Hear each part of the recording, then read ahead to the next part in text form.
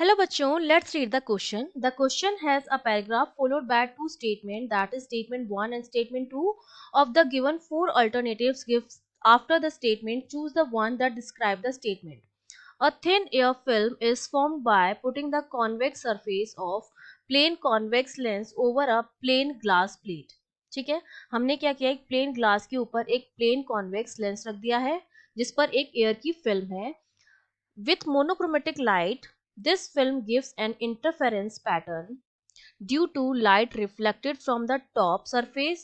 एक तो लाइट जो होती है उसका रिफ्लेक्शन होगा टॉप सरफेस से, और जो बॉटम वाली प्लेट है उससे रिफ्लेक्शन से की वजह से क्या होता है, इंटरफेरेंस हमें पैटर्न मिलता है. तो हमें दो स्टेटमेंट दे रखे हैं. पहला स्टेटमेंट है कि जो लाइट रिफ्लेक्ट होती है एयर ग्लास प्लेट इंटरफेरेंस से, उसमें जो फेस चेंज होता है वो पाई का होता है.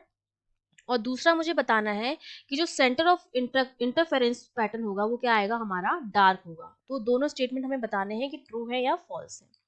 तो देखिए की कॉन्सेप्ट में बहुत सिंपल सी बात है.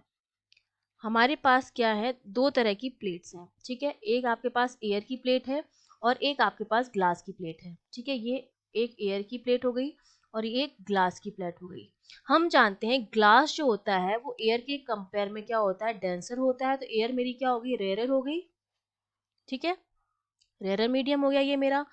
अब कोई लाइट जब इस पर इंसिडेंट होगी, इस तरह से सपोज ये लाइट आई है.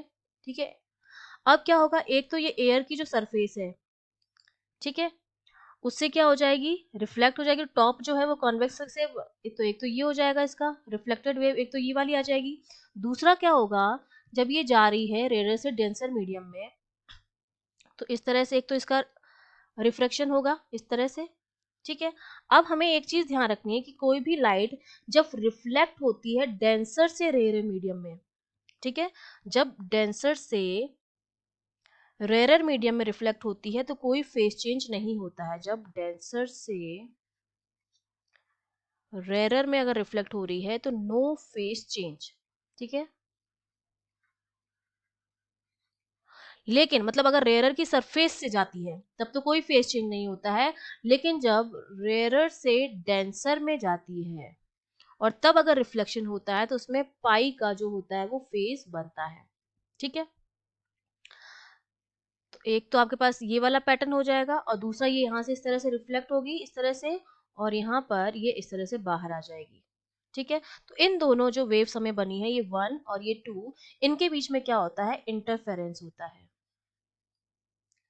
ठीक है, ये जो फर्स्ट और 2 आई हैं, एक यहाँ से रिफ्लेक्ट हुई है और एक इसके सरफेस से रिफ्लेक्ट हुई है. इनके बीच में हमें इंटरफेरेंस बताना है कि डार्क होगा या ब्राइट होगा.